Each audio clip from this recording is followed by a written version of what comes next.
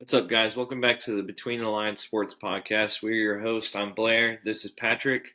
This is our Tennessee podcast for the week. We will be talking about this past week's game against Missouri and this upcoming week's game against Georgia. Alrighty. This past week's game against Missouri, what do you got? Not much. It was ugly. I mean, just didn't really play well. It was just kind of a weird game from the start, the way that Missouri just had the ball the whole first quarter. I mean, you had what looked like a good start with the pick and then a 3-and-out, and then had to punt them deep, and they drive the whole length of the field. We were able to hold them to a field goal, but still, it just felt weird because the way they had the ball. And then UT goes on a quick drive, 7-3, hits the bomb, and you're like, all right, it's going to kind of go this way. And then Missouri just gets right back on top. And then the biggest deal that happened, was before the half. Tennessee's driving, and at worst is going to have the field goal to tie the game. And you have the fumble there that, Jalen had a problem fumbling last year. I mean, this is his first fumble this year. And, it was a good hit. You want to say he should hold on the ball, but, he's been good all year, and that just happens sometimes. But that ended up being the biggest play of the game right there, because if he just holds on the ball, it's going to be 10-10 at half at worst. And then you end up giving up that field goal, and just in the second half couldn't get anything going. Didn't play well. I will say, before he had to force the ball at the end, a lot of people are picking on Joe, but, he was 20 of 23 going into the fourth quarter for like 260 yards. So, still, I'd say until the fourth quarter, obviously through the bad pick six and was having to force it there when we were down 3 scores. But before that, he was playing a good game. Just defense couldn't get off the field on third down. We didn't run block well, and it was obvious that Missouri had some pent-up frustration from the last 2 years. So, sometimes you just get beat, I don't know that I necessarily think Missouri is that much better of a football team than UT, but they definitely played better on Saturday, and they were just able to get the lead and then just kind of choke us out. So, disappointing, obviously, but, like I said, sometimes that's just football and what happens. Yeah, I think you hit it right on the head right there. But I agree with you. The fumble definitely did change like everything within the game. But I think I was frustrated with the fumble, obviously. But like you said, kind of has a history of that, and that was really his first one this year. But I think the more frustrating thing was that there was 20 seconds left, and we allowed them to go 60 yards to get in the field goal range. Yeah, the first play after the fumble is kind of like we figured they were like conceding going to the half, I guess. We only had like 3 down linemen, and our linebackers were playing really deep, and it was almost like we weren't even set for the snap, and then they snapped it and hit that huge play. If we make a tackle right there and they only get 4 yards, they probably run the half out. So that was a critical mistake. I'm not usually one to say like the play call or alignments or anything like that, but it was just strange to come out with a 3 down front right there, and really feel like that's a big reason that play happened the way it did. And giving up that 3 before the half was obviously huge. Yeah, already lost the momentum after the fumble, but then that was kind of not a nail in the coffin, but just kind of stepping on the throat at that point. But yeah, I don't know. Like you said, I don't think it's definitely not on Joe. Like obviously he was playing really good till there at the end when he threw the interception, like you said. But our fan base always blows my mind. But them still wanting Nico to play the last bit of the season just it makes no sense for one. Like it's not Joe's not playing bad enough to where we need a change. He's playing good enough to win for the most part. And then 2, why burn Nico's red shirt playing him the rest of the year? He's got some decent amount of snaps this year. I'd rather have him for the long haul. Yeah, I don't know necessarily that. If he plays the way we think he's capable of, that the red shirt will even matter. That's what people don't understand. It's like, he's not going to leave. As soon as the bowl game ends, he's the quarterback. Like, there's no controversy. There's no, he's going to leave. Like, he's the quarterback for the future. Like, there's no, he came in with this season intending and knowing that he was going to sit. So, and then if you put him in this week, with the buzzsaw that you're running in against, the dude might get killed because, this team they're about to play is unbelievable and is hitting its stride at the right time. And you just can't put a freshman in there against that. So anybody that's thinking that, just I don't know. I mean, Joe, like I said, his stat line ended up not looking as great as it could have been because of the situation we were in. But I mean, the guy was at one point 20 of 23 or something similar to that. And I mean, 2 of the 3 incompletions were drops, one that hit Squirrel in the hands and one that hit Ramel in the hands. So I mean, it's not like you're like shilling for the guy or like defending somebody that's not playing well. Like, he's been playing well. I mean, he played amazing against Bama for the most part. Like, one bad throw. He played great against Kentucky. Played great against UConn. Obviously, they're terrible, but still. I mean, I don't know. It's just nitpicking at this point. The day and age of social media and 24/7 sports news cycles, they got to have something to talk about. But that's not the reason they lost. We didn't lose. We lost because couldn't get off the field on third down. Didn't stop Missouri's run. We didn't run the ball, and they were just ready to play. And so you just got to chalk it up as that, flush it, and move on. Yeah, that's right. All right, upcoming week against Georgia. Let me look. You know what they're favored by? I can't remember off the top of my head. I mean, early in the week it was 10.5. I haven't looked. I think it's hanging around that. Right now, 10 right now. How you feel about it? I mean, I'm always going to be optimistic, but I mean, this is just kind of a, I don't know, really difficult to see a way that Tennessee can truly win the game. I mean, there's some things that can obviously happen that can make it happen. I mean, and that's why you play the game right. I mean, this sport more than any other sport is a week to week. I mean, it's a week to week sport. That's why you see crazy stuff happen, and then the next week the team that pulled off the upset loses at home. I mean, it's just crazy stuff. Like a couple weeks ago, Kansas beats Oklahoma at home, and then this past week they have to they pull one out of their butt to get it tied with Texas Tech, and then Texas Tech drives the length of the field and kicks a game-winning field goal. And Texas Tech has been playing, I mean, inconsistently, to put it as nice as you can, the whole season. I mean, there's just crazy stuff that happens each week. That being said, Georgia, I mean, obviously they're loaded. They're hitting their stride. I mean, Bowers is like a medical marvel. He comes back 3 weeks after a tightrope surgery for a high ankle sprain that it takes other people 6 or 8 weeks to come back from, and just looks like himself. So it's going to be a tall task. I think there's a way that Tennessee can like get into maybe the second half of the fourth quarter that we can talk about in a minute. But just how am I feeling? I mean, not great, but it's not going to be impossible. Yeah, I mean, it's kind of hard to be. I mean, I'm always optimistic, but it's hard to like really convince yourself that you think we're going to win after this past weekend, knowing their matchup, how that went. But just, I mean, the history behind Georgia the past couple of years have been really good. I think our best chance is to jump on them like we did Alabama, but not have the same second half that we did against Alabama. Alabama and Georgia, I've said it on here several times. I think they're arguably the 2 best teams about making adjustments going into the second half. So, I mean, if you're not, if you don't make those adjustments as well when they adjust and et cetera, I mean, they'll find a way to win it at the end. And, I think that's our best chance to kind of jump on them. I kind of thought Ole Miss would have that chance to jump on them, but I mean, they ran through Ole Miss. So, I don't know. I like us being at home. Hopefully the crowd can get into it, cause some frustrations for their offense. And Beck, I mean, really, this will be the first like real environment test for that team and for Beck as a starting quarterback. They played on the road this year, but this will definitely be the toughest environment they've been in.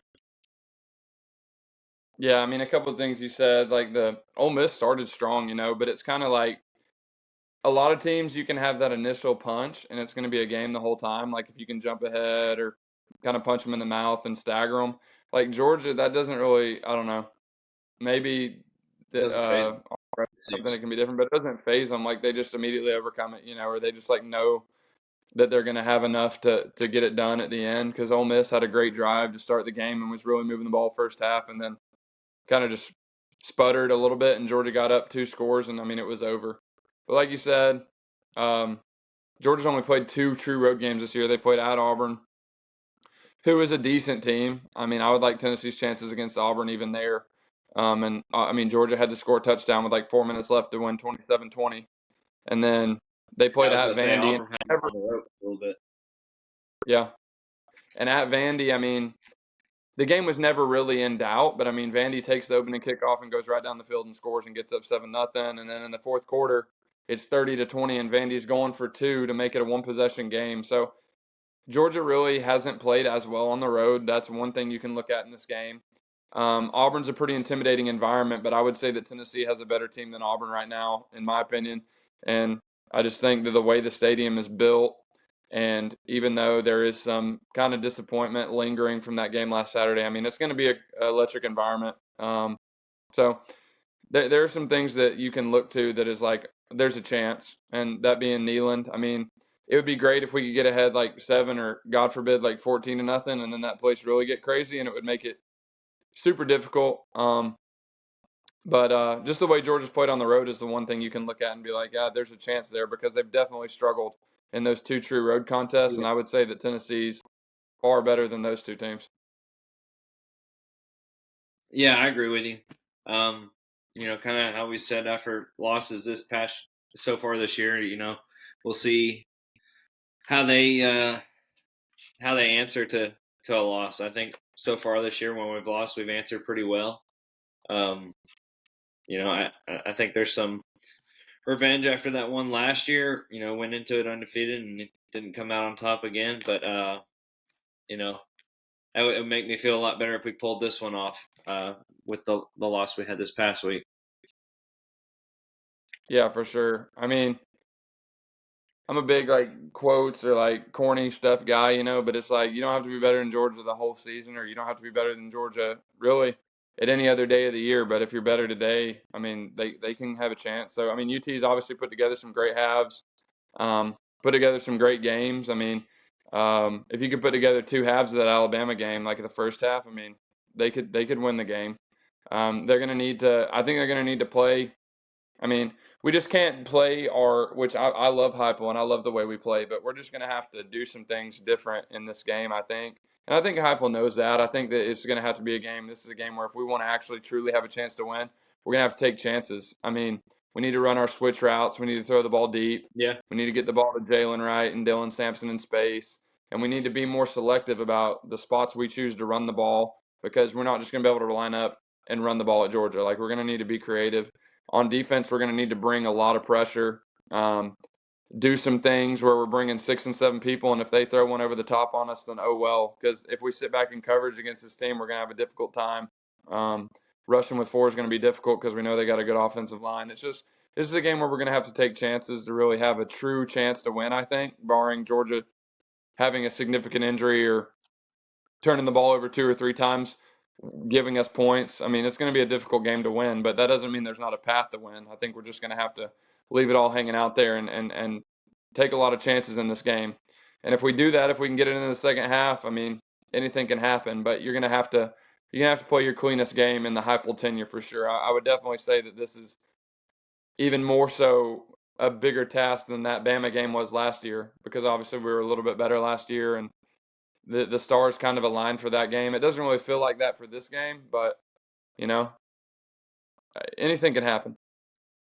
Yeah. I mean, I'm with you. It's just we'll see how it goes. Really, I mean, there's not too much you can do other than that. Yeah, I mean, it's going to be a beautiful day, 61 degrees, partly cloudy, 3:30 CBS. The last time Tennessee's going to be on CBS, probably, unless they play in a bowl game that CBS televises sometime in the future. So it'll be the last time we have to listen to Gary Danielson, which I won't have to listen to him, thankfully. But as the years gone on, he's gotten worse. I used to be one of the guys that would talk about he's not that bad, but this year it's like he's been bored to be on the call for the Tennessee games. It's not Alabama or Georgia, so he's not happy to be sitting there stroking somebody's ego. But yeah, we'll see what happens. Hopefully Tennessee can find a way to win. But either way, I feel like you're going to see a different level of play, a little bit more spirited effort. And I think Tennessee will give them a fight. Whether that means that it's a super, super competitive game or that Tennessee wins, I don't know that. But I think you're going to see Tennessee's best shot on Saturday, regardless of what happens. Yeah, I think Joe will play with an extra edge too, just because, I mean, last year he came in, won the starting job, didn't perform well. Then Hendon took over, and then Hendon was phenomenal. It worked out how it should have. And this year came in with all the hype and expectation, especially after him playing in the bowl game last year. And us whooping Clemson. This year we've had those ups and downs, but he wins this one. This would be big for him and big for the program and going forward. With all the craziness that goes on with the college football playoffs now, beating them could potentially knock them out and ruin their season. I mean, I know we have a ton of fans. I've seen it all over social media and stuff trying to sell their tickets for the game. So either hopefully other Tennessee fans buy them or they end up going because, I mean, we're going to need every bit of the crowd that we can get this weekend. Yeah, I mean, don't get me wrong. This would absolutely, like, I'm not one of those guys, but this would absolutely make my season if we beat Georgia. Like, it'd be fine, Yeah. whatever. I don't care about the bowl Good game. point. Like, we're going to beat Vanderbilt as long as we don't have 17 guys break their legs and we just show up and play. We'll beat Vandy. So it'd be a great 9-3 season coming off an 11-2 season. We'd obviously be in a Florida bowl game for sure. I mean, if we beat Georgia, we'd be fringe getting back into the New Year's Six picture because we'd jump up 6 or 8 spots. So it'd be a huge boost. But even so, I mean, we lose the game, we beat Vandy. I mean, 8-4 being a down year or a rebuilding year now, I mean, that'd be pretty phenomenal based on where we've been the last 17 to 18 years. So just got to have a little perspective, a little grain of salt. I mean, I was optimistic that we'd be able to replace what we lost on offense coming into this year, but after losing guys like that, like Hendon and Jalen and Cedric, and I mean, it's just it wasn't really, when you look back at it, realistic. So I mean, if they find a way to win, obviously it'd be ecstatic. I'm not expecting that. I mean, I think this will probably be. I'm expecting it to be competitive. I mean, I'm expecting us that we will be in the game and push them a little bit into probably the third quarter. I think Georgia's got too much depth. I think they're just too deep. They're too tough. They tackle too well. And we're kind of depleted. We got these injuries with our wide receivers. We've got guys banged up on defense.